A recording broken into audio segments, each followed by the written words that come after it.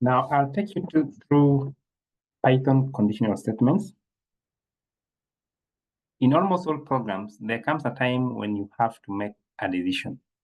An example is using the if statement. Let us assume that we have a variable called age.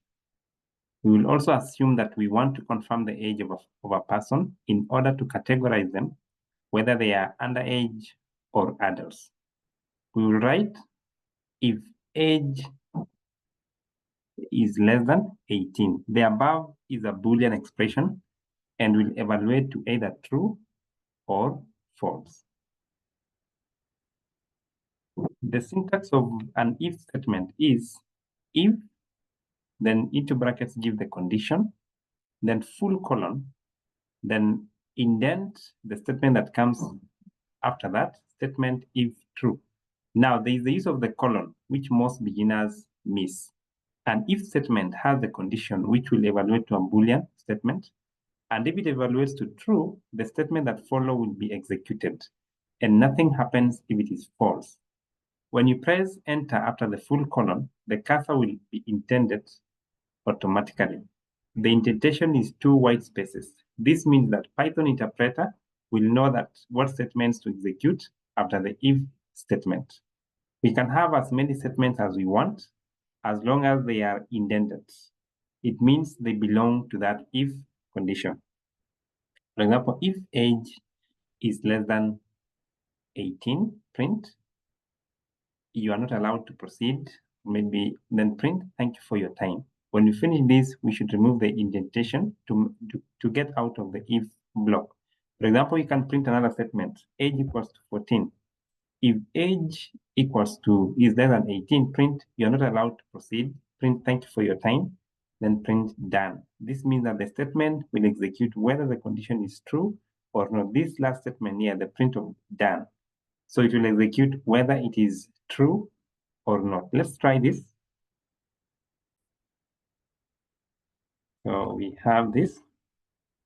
Let's say that age is 21. And we say that if age is less than 18, then you see the indentation, it does this automatically because of the PEP8, then print. You are not allowed to proceed. And then also print. Thank you for your time. Like that. Then when we save, then print this. We run this. You'll see that. Just a moment.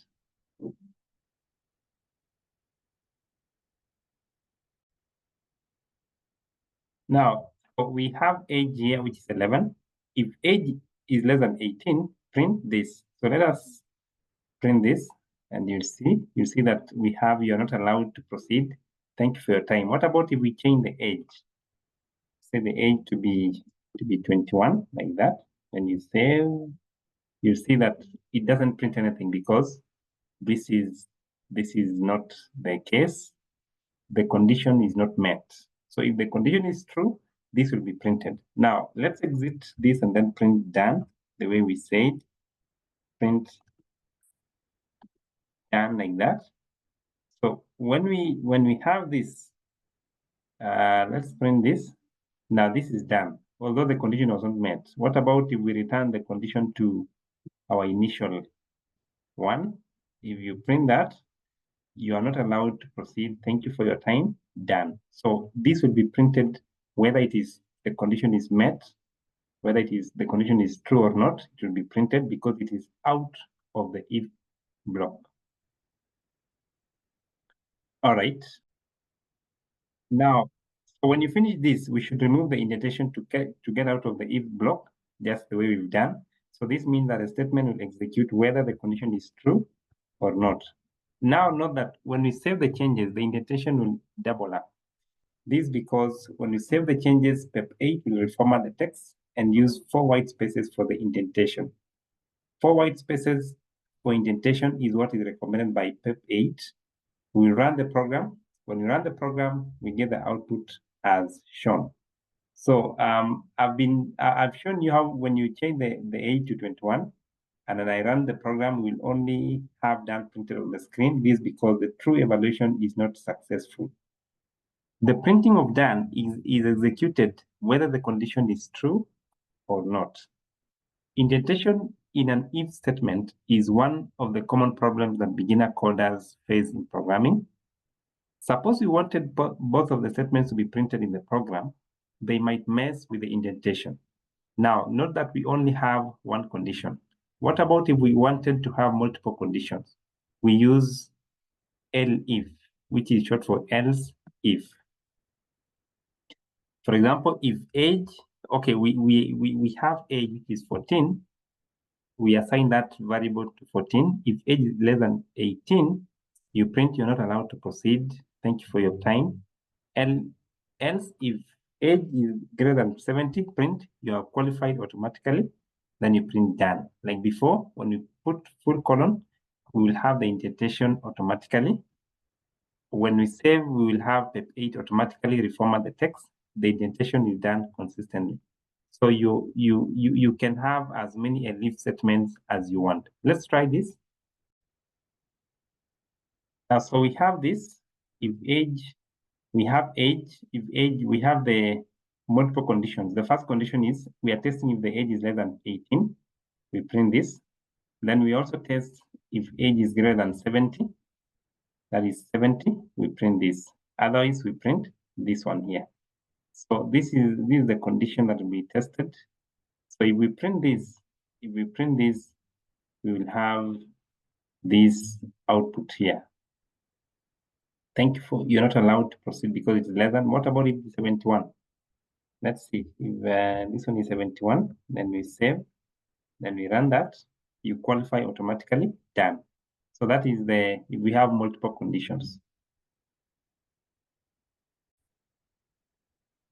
Now, so like before, when we put the full colon, we will have the indentation automatically.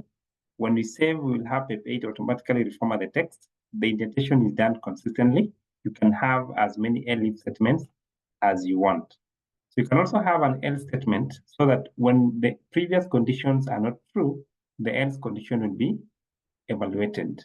That's when we have the else statement. So like, let's try this. Age is 14. The if condition is, if the condition is less than 18, you print this. Else, if the condition is greater than 70, you print that. Else, you print you're qualified. So let's try that. Now, so we have the else statement here. That is age.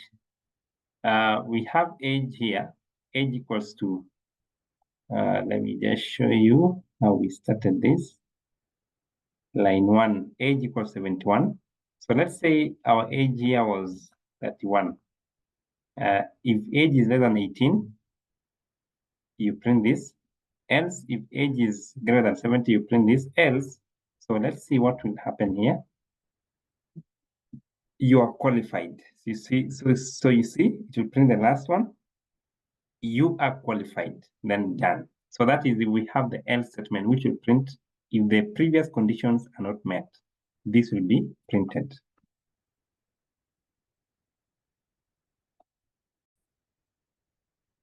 Now, so you can also have the else statement, which you've just seen that. So that is the end of the conditional statements.